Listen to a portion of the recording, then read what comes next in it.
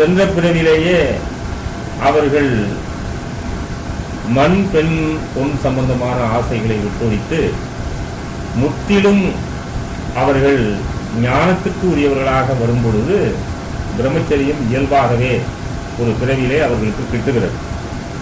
இப்படி பிறவி வழியா இறைவனால் தத்துவ கூறுகளின் தக்கார் தகவலர் என்ற ஒரு நிலைகளுக்கு ஏற்ப அந்த தகுதி வண்ணத்தை இறைவன் உண்டாக்கி தருகின்றானே தவிர இவர்களாக வலிந்து பெறுவது இல்லை என்பதை யாருமே உணரவில்லை. அந்த அடிப்படையிலே இவர்கள் பிரம்மச்சரியத்தை போற்றி எல்லோரும் வீட்டை தொடர்ந்து திருமணம் செய்து கொள்ளாமல் புறப்பட்டு பெருமானுடைய வழியிலே நான் செல்லுகின்றேன், சன்மார்க்க அனுபவங்களை பெறப்போகிறேன் என்று சொல்லிக் கொண்டு வருகிறார்கள்.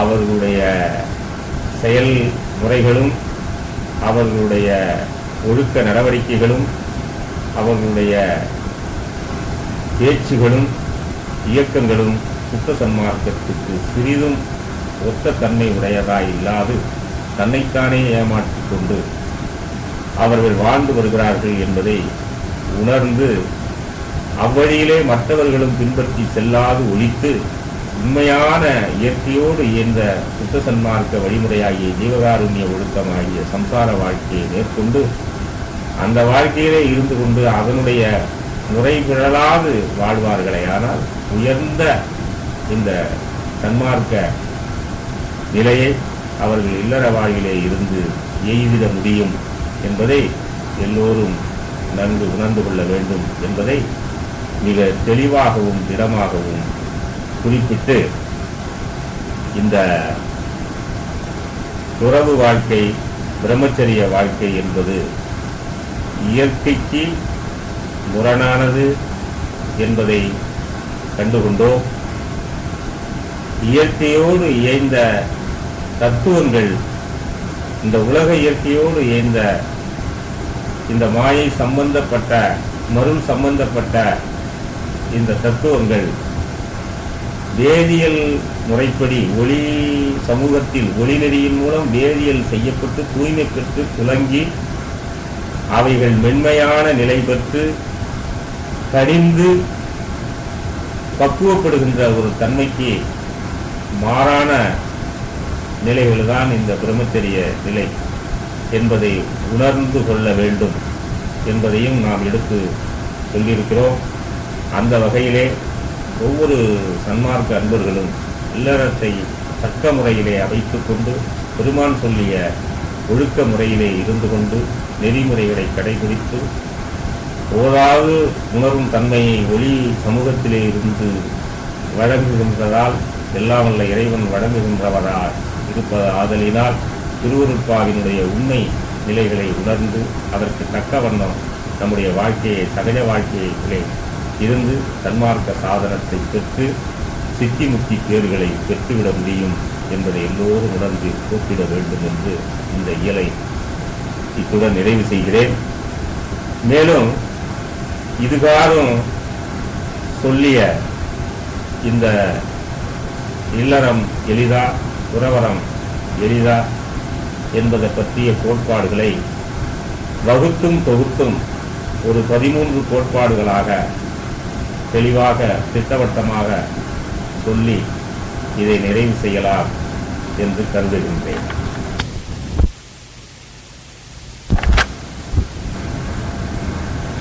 அந்த கோட்பாடுகளாவன: ஒன்று, சன்மார்க்கம் என்பது சகஜ மார்க்கமே, சமாதி பழக்கம் அல்ல. ஆகவே துறவு என்பது சமாதி பழக்கத்திற்கு உரியது, இல்லறம் மட்டுமே சகஜ பழக்கத்திற்கு உரியது. 2, சன்மார்க்கம் என்பது தயவு நெறி, ஜீவகாருண்ய ஒழுக்கத்தினால், அதாவது ஜீவர்கள் ஆன்ம இயற்கை விளக்கமாகிய சிறிய தயவை கொண்டு பெரிய தயவாகிய கடவுள் அருளை பெறக்கூடியதாகும். துறவு வாழ்வில் ஜீவகாருண்யம் பயில இயலாது. காரணம், சகஜத்தில் இருந்து பழக வேண்டிய சாதனமே ஜீவகாருண்யமாகும். ஆகவே அது இல்லற வாழ்வில்தான் சாத்தியம். 3. சன்மார்க்கம் என்பது மாயை, கண்மம், ஆணவம் முதலிய மலங்களை முற்றும் ஒழித்து செல்லும் நெறி. இவைகளை ஆன்ம அறிவால் அறிந்து புலை அகப்பட்டை நீக்கி புறத்து உலகியலில் செவ்வனே நடத்தி இகதர்மம் காத்து பரதர்மத்தை பெற்றுக்கொண்டு ஜீவன் முக்தி நிலை பெறுவதே சன்மார்க்கமாம். அப்படி இருக்க அந்நிலை உலகியலை நடத்துவதிலேதான் சாத்தியமே தவிர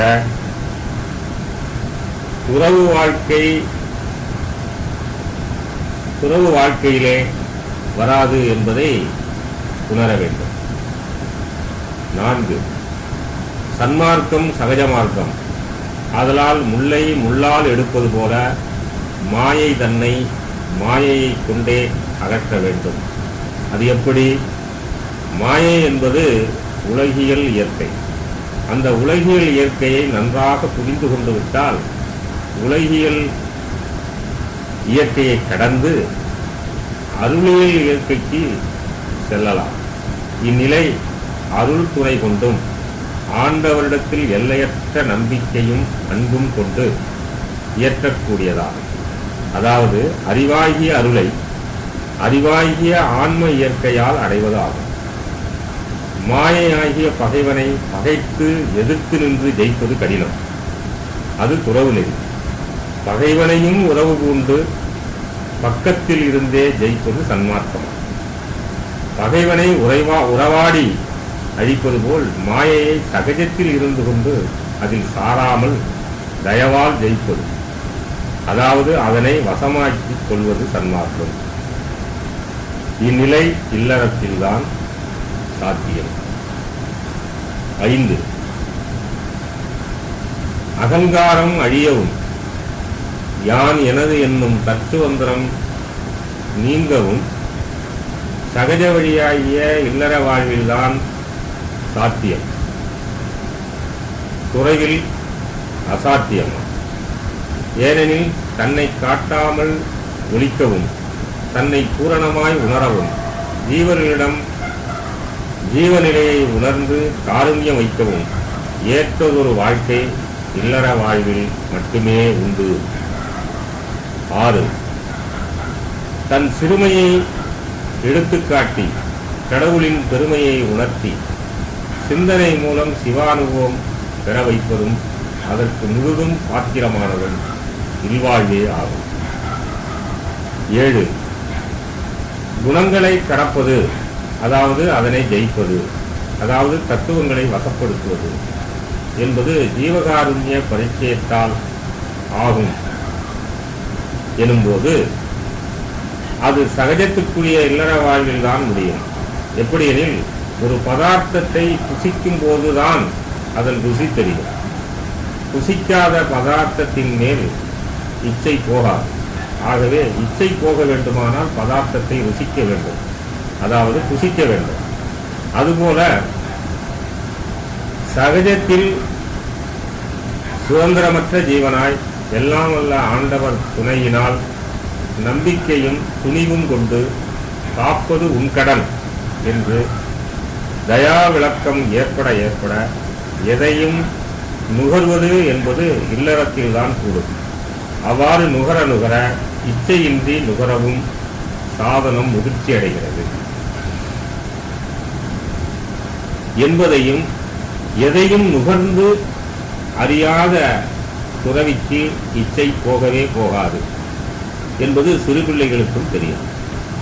ஆகவே இல்லற வழிதான் சிறந்தது என்பதை உணர வேண்டும். 8. இல்லறம் என்பது பொறி புலன்களால் விடயங்களை மனத்தின் மூலம் ஜீவன் அனுபவிப்பது என்பது பொதுவாய் உள்ள உலக நிலை. ஆனால் சன்மார்க்கத்தில் இல்லறத்தில் பற்றற்று எதையும் அனுபவிப்பது, அதாவது ஒளிநெறி ஜீவகாருண்ய உறவு மூலம் உள்ளம் துலங்க பெற்று மனம் கடந்து உள்ளத்தின் மூலம் அனுபவிப்பதாகும். இதனால் ஆன்மாவிற்கு அல்லது உடலுக்கு பாதிப்போ நட்டமோ இல்லை.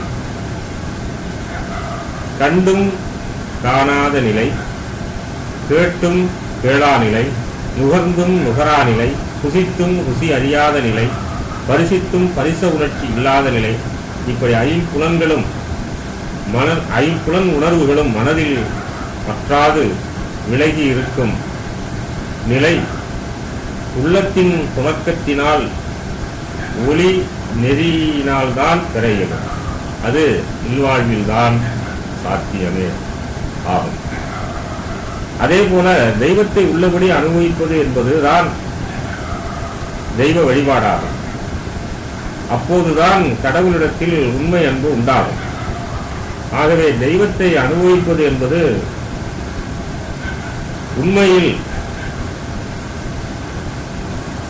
மனித வாழ்வியலை தெய்வ வாழ்வியலாய், தெய்வத்தை வெறும் வாழ்த்து பொருளாய் மட்டும் கொள்ளாமல் வாழ்க்கை பொருளால் ஆக்கிக் கொள்ள வேண்டும். அந்நிலை வாழ்க்கையற்ற துறவிக்கு சாத்தியமில்லை. இல்லற வாழ்வியலை உடைய சம்சாரிகளுக்கே சாத்தியமாகும். ஜீவகாருண்ய ஒழுக்கம் உடையவர்களாகி அருந்தல் பொருந்தல் உடைய சம்சாரிகளுக்கு கடவுளர்களுக்கு முழுதும் பாத்திரமாவார்கள். ஜீவகாருண்யம் உள்ள சம்சாரிகளுக்கு ஊழ்வகையினாலும் அசாக்கிரதையினாலும் எப்படிப்பட்ட ஆபத்துகளும் சத்தியமா வராது.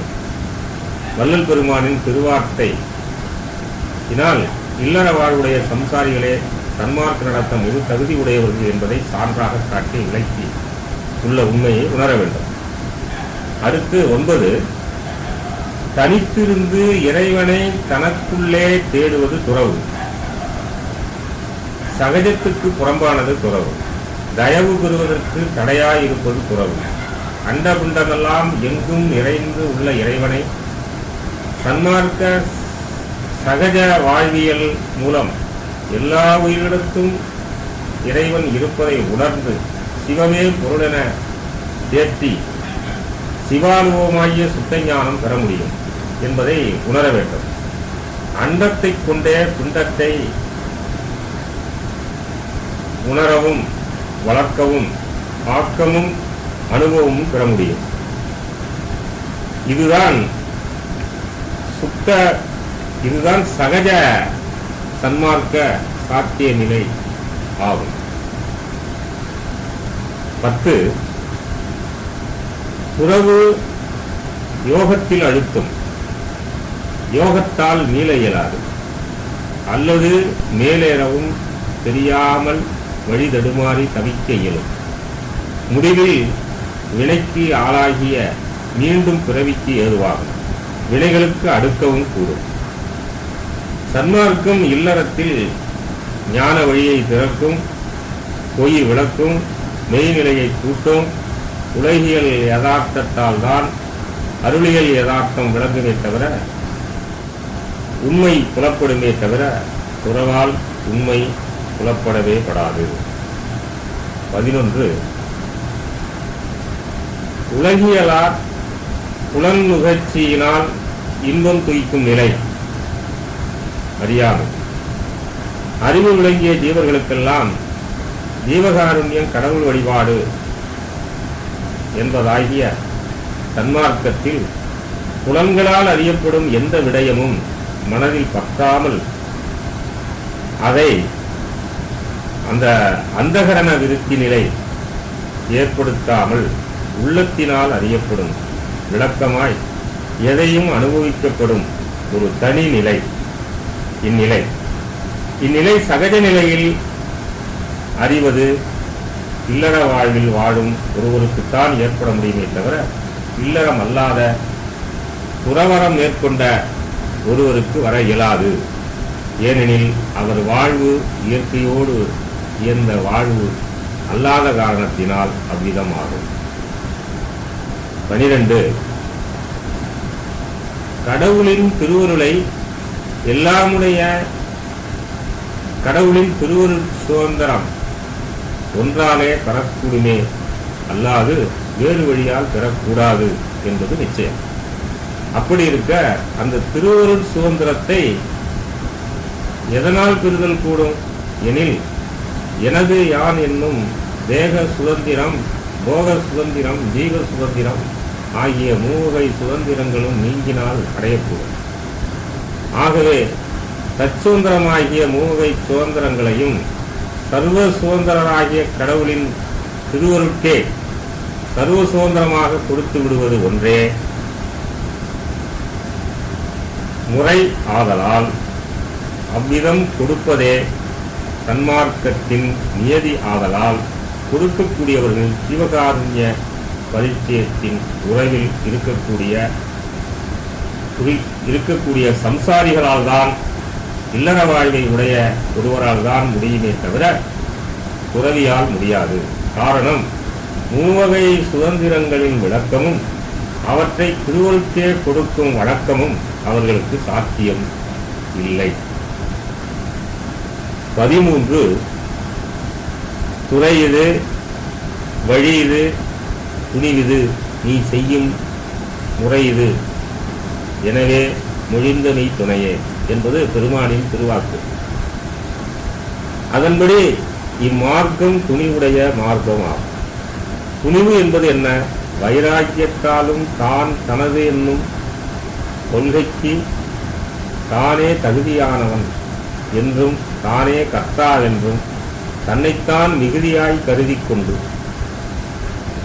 அகங்காரம் எனும் ஆணி வேருக்கு அழகாய் நீர்விட்டு வளர்த்து கொள்ளும் துறவு மார்க்கம் துணிவுடைய மார்க்கம் ஆகாது. சன்மார்க்கமாகிய இல்லற மார்க்கமே துணிவுடையதாகும். எவ்வாறெனில், பூக்கடையில் இருந்து கொண்டு புலால் கடை நாட்டமில்லாமல் இருக்கிறேன் என்று சொல்லுவது பெரிய விஷயம் அல்ல. புலால் கடையிலேயே இருந்து கொண்டே புலால் நாட்டம் இல்லை என்பதுதான் பெரிது. அதுபோல அதுவே துணிவுமாகும். பகைவனை மறைந்து இருந்து தாக்குவது வீரமல்ல. பகைவனை நேருக்கு நேர் நின்று தாக்குவது, எதிர்ப்பதுதான் சுத்த வீரம். அதுவேதான் துணிவாகும். அதுபோல சன்மார்க்க அனுபவம் என்பது சகஜ நடையில் இல்லற வாழ்வில் வாழ்ந்து கொண்டே சன்மார்க்க ஒழுக்கமாகிய ஜீவகாருண்யத்தை கடைபிடித்து உள்ளம் துலங்கப்பெற்று உலகியல் வாழ்வில் உள்ள எல்லா எதிர்ப்புகளுக்கு மத்தியில், அதாவது மாயை, கண்மம், மயக்கம், அவா, மறைப்பு, ஆணவம், இது போன்ற பல எதிர்ப்புகளுக்கு, தத்துவ எதிர்ப்புகளை எல்லாம் திருவருள் துணை ஒன்றாலே மட்டும் துணையாக கொண்டு நெறியில் மாறாது, நிலை தடுமாறாது ஜெயித்து படியேறுவதுதான் சுத்த சன்மார்க்கமாகும். அதுவே துணிவாகும். அது உலகியலிலே இருந்து கொண்டு இல்லற வாழ்வை கடைபிடித்துக் கொண்டு ஒளிநெறியிலே செல்லுகின்ற ஒரு வழிதான் துணிவுள்ள ஒரு மார்க்கத்துக்குரிய வழி என்பதை நன்கு உணர்ந்து கொள்ள வேண்டும். மற்றதெல்லாம் துணிவல்ல, தலை குனிவு ஆகும் என்பதை உணர்ந்தறிய வேண்டும். இந்த 13 வகுத்தும் தொகுத்தும் சொல்லப்பட்ட இந்த கோட்பாடுகள் தான் சுத்த சன்மார்க்க அனுபவம் பெறுவதற்கு இல்லறம் மிக விரைவாக, எளிதாக, நுட்பமாக, இயற்கையோடு இயந்ததாக, சகஜமாக, தயவை பெறுவதற்கு இடமாய், உரிமை பெறுவதற்கு இடமாய், பக்குவம் பெறுவதற்கு ஏதுவாய், விளக்கம் பெறுவதற்கு ஏதுவாய், அறிவு துலங்குவதற்கு ஏதுவாய், எல்லா நலன்களும் இயல்பாய் பெறுவதற்கு ஏதுவாய், உணர்வதற்கு ஏதுவாய், உண்மையை உணர்வதற்கு ஏதுவாய், எல்லா வகைகளிலும் ஏற்ற உண்மையான, நிலையான, தகுந்த ஒரு வழி முறை என்பதை உணர்ந்து போற்றி எல்லோரும் அந்த நெறியிலே பெருமானுடைய திருவருள் துணை கொண்டு வாழ்ந்து திருவருட்பாவை ஓதி உணர்ந்து பெருமானுடைய எல்லாம் வல்ல திருவருள் துணை கொண்டு சுத்த சன்மார்க்க முறையிலிருந்து பிறழாது ஒளிநெறியிலிருந்து வழுவாது நிலை பெற்று வாழ வேண்டும் என்று வாழ்த்தி இவ்வேளை இத்துடன் நிறைவு செய்கின்றோம். அருட்பெரும் ஜோதி அருட்பெரும் ஜோதி தனிப்பெரும் கருணை அருட்பெரும் ஜோதி.